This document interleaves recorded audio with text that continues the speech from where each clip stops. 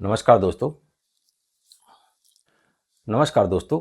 सरल ज्योतिष की इस सीरीज में अभी तक हम कुंडली का 9वां घर कवर कर चुके हैं और अब हम कुंडली के 10वें घर के बारे में बात करने वाले हैं। ये हमारी कुंडली का सबसे पावरफुल घरों में से एक घर है, क्योंकि यह घर हमारे कर्म, हमारे प्रोफेशन और हमारी सामाजिक प्रतिष्ठा से जुड़ा हुआ घर है। सीधे शब्दों में अगर बात करें तो आप कितना कमाएंगे, आप कैसा जीवन जीने वाले हैं और समाज में आपको कितनी इज्जत मिलने वाली है, वो हम इसी घर से देखते हैं। लोग आपको किस नाम से जानेंगे, आपका क्या रुतबा होगा, ये सारी चीज़ें हम 10वें घर से ही देख पाते हैं। ज्योतिष में कुंडली को 12 भागों में बांटा गया है, उसी के आधार पर 12 घर हमको बताए गए हैं। इसमें से 10वें घर का संबंध हमारे प्रोफेशन से है। एक बात मैं आपको यहाँ बता देना चाहता हूँ कि 10वें घर का संबंध हमारे प्रोफेशन से है, ना कि जॉब या बिजनेस से। आप जॉब करेंगे या बिजनेस करेंगे, ये चीज़ें मैं आपको पहले के वीडियो में बता चुका हूँ कि 6वें घर से जॉब देखा जाता है और 7वें घर से बिजनेस। आपके कर्म, आपके एक्शंस, प्रोफेशन, नौकरी, बिजनेस, पद, प्रतिष्ठा, नाम, सरकारी काम, बॉस या ऑथोरिटी और समाज में आपकी छवि। एक लाइन में समझते हैं तो जैसे आप अंदर से कैसे हैं, इसको हम फर्स्ट भाव से देखते हैं, वैसे ही आपका प्रोफेशन कैसा है, इसको हम 10वें घर से देखेंगे। सीधी सीधी सी बात अगर थोड़ी की जाए कि शर्मा जी का बेटा एक IAS है, तो उसका 10वां घर बहुत अच्छा है। वहीं शर्मा जी का दूसरा बेटा अगर 4th क्लास है तो उसका 10वां घर कमज़ोर है। और वहीं पर अगर शर्मा जी का तीसरा बेटा निकम्मा है तो उसका 10वां घर है ही नहीं। ऐसा नहीं है तो सही, लेकिन उस पर ज़्यादा नेगेटिव इन्फ्लुएंसेज हैं। मैंने शर्मा जी का नाम क्यों लिया, क्योंकि एक ही का नाम लेना ठीक है, वरना वर्मा जी नाराज हो जाते। ओके, इन बातों का पता कैसे लगता है? 10वें भाव में बैठे हुए ग्रह, 10वें भाव का स्वामी कहाँ बैठा हुआ है वो, और 10वें घर पर किन किन ग्रहों की इन्फ्लुएंस पड़ रही है, वो नेगेटिव हैं या पॉजिटिव हैं, इन सारी चीज़ों से हम हमारा कर्म क्षेत्र का, प्रोफेशन का एक आइडिया लगाते हैं कि हम हमारे जीवन में क्या और कैसा करने वाले हैं। 10वां भाव आपको यह भी बताता है कि आपकी बात समाज में मानी जाएगी या नहीं मानी जाएगी, आपके कार्यस्थल में आपकी बात मानी जाएगी या नहीं मानी जाएगी, आप लीडर बनेंगे या फॉलोअर। एक बात तो मैं आपको बता देता हूँ, किसी किसी का जीवन लीडरशिप में अच्छा होता है, किसी किसी का जीवन फॉलो करने में अच्छा होता है। जैसे हम गीता में बात करते हैं तो अगर अर्जुन फॉलोअर ना होता कृष्ण का, तो वो कभी भी कुरुक्षेत्र में धर्म युद्ध में जीत नहीं पा सकता था। 10वें घर से जो सबसे इंपॉर्टेंट प्रोफेशंस देखे जाते हैं वो है नेतागिरी, politics, bureaucracy, IAS, RAS, civil services, private कंपनियों में पदाधिकारी मतलब CEO, MD वगैरह बड़े अधिकारी। इंसान कितनी मेहनत करके कितना रिटर्न्स पा सकता है प्रोफेशनलिज्म में, यह हम 10वें घर से देखते हैं।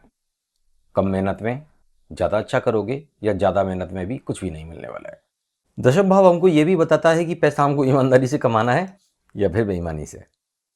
किसी किसी कुंडली में ऐसे योग भी होते हैं कि उनको 1 नंबर का काम सूट ही नहीं करता और 2 नंबर का काम करते हैं, तो वो फंसने वाले हैं या नहीं फंसने वाले हैं, यह भी हमको 10th हाउस ऑफ कुंडली ही बताता है। क्या आपके काम में ईमानदारी है? क्या आप जिम्मेदार हैं? और क्या आप अपने काम समय पर कर पाते हैं? इस पंक्चुअलिटी को भी हम 10th हाउस से ही देखते हैं।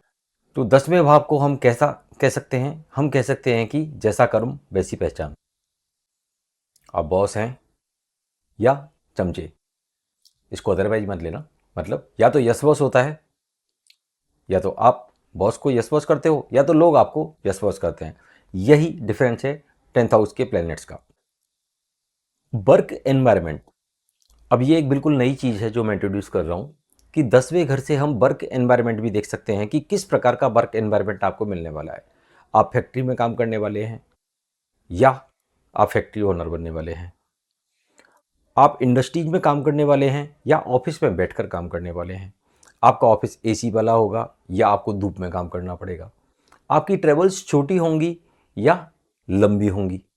इन सारी चीज़ों की कैलकुलेशन 10वें घर के एस्पेक्ट, 10वें घर के प्लैनेट्स और 10वें घर की राशियों पे डिपेंड करता है। इसके अलावा कुंडलियाँ भी बहुत सारी होती हैं। लग्न कुंडली है, इसके बाद गोचर कुंडली है, KP कुंडली है, नवमांश है, दशमांश है, बहुत सारी चीज़ें हैं जिनके फैक्टर्स अलग अलग रूप में हमको इन्फ्लुएंस करते हैं, हम उन्हीं के आधार पर ये निर्णय लेते हैं कि हमको क्या करना चाहिए। ज्योतिष की सीरीज में हम ज्योतिष तो पढ़ रहे हैं, लेकिन क्या ज्योतिष 100% काम करती है? इसका जवाब हाँ है।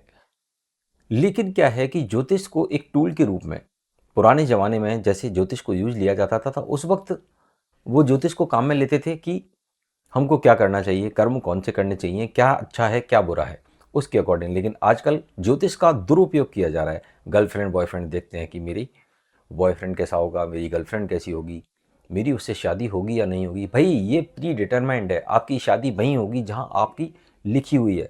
बस आपको थोड़ा आइडिया लग सकता है कि हाँ यहाँ अच्छा होगा या गलत होगा। हमेशा क्या होता है कि हमारी लाइफ में कुछ चीज़ें फिक्स हैं और कुछ चीज़ें मूवेबल हैं। जो फिक्स चीज़ें हैं वो तो आपके जीवन में आना निश्चित ही है। अब उन फिक्स चीज़ों को बढ़ाना या घटाना हमारे कर्मा अलाइनमेंट के द्वारा पॉसिबल है। आपकी नौकरी लगनी है, ठीक है, तो नौकरी तो सभी लोग करते ही हैं। अब नौकरी और अच्छी लग जाए, इसके लिए हम कुछ उपाय कर सकते हैं। नौकरी नहीं लग रही है तो नौकरी लगनी तो चाहिए, योग तो होंगे, कहीं ना कहीं रुकावट है, तो उसका अलाइनमेंट करने से हमको नौकरी मिल जाती है। तो दोस्तों, आगे आने वाले वीडियो में हम 11वें घर के और 12वें घर के बारे में बात करेंगे। उसके बाद हमारी सीरीज जो शुरू होगी वो ग्रहों के कॉम्बिनेशन, ग्रहों और घरों के और राशियों के कॉम्बिनेशन पे हम लोग चर्चाएं शुरू करेंगे, जिससे हम आउटकम पे निकल सकें। मतलब जिसे हम इंटरप्रेट कर सकें कि एग्जैक्टली कुंडली हमारा क्या कहना चाहती है और हमको क्या करना चाहिए। बाद के वीडियोज़ में हम लोग बात करेंगे अलाइनमेंट की, उपायों की और सारी चीज़ों की।